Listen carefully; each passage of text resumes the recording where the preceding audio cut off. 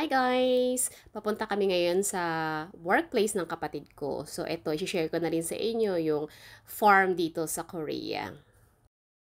So ito yung farm na pinagtatrabahuan niya. So isa siyang parang buong village na sunod-sunod yung farm. Ayan, vinyl house. Diyan sila nag-work. And actually, itong video na to is taken before na inayos nila tong house nila. So pero ngayon maganda na siya.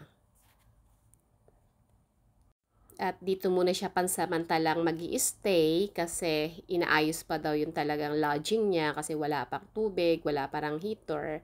So ayan, isang parang bahay din siya na nasa loob ng farm. Kompleto, may kusina, may mga gamit, may ref, so lahat. At siya lang mag-isa ditong nakatira. Nasa loob siya mismo ng farm, kaya paglabas niya, ayan, diretso na agad yung workplace nila. Kaya hindi siya mahihirapan magbiyahe pa kung saan pupunta kasi talagang sa tapat lang siya ng bahay nila, yung kanilang workplace.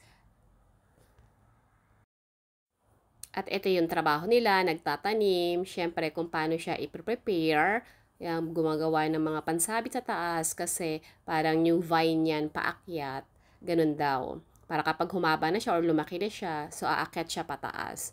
So ayan pa lang yung first week ng pagtatanim nila. Ang haba ng house, so mula dito hanggang doon, napakahaba niya at hindi lang siya isa. So, napakarami. At, ayan, medyo after a week daw, ayan na, malaki-laki na yung tinanim nila.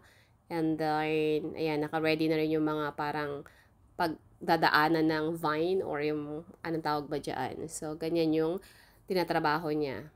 Nag-i-start sila from 6 at natatapos sila ng 5, pero minsan inaabot sila din ng 6 or 7. Depende kung marami silang itatanim or gawain. So, ayan lang yung may share ko sa inyo ngayon guys. So, see you sa next vlog. Bye!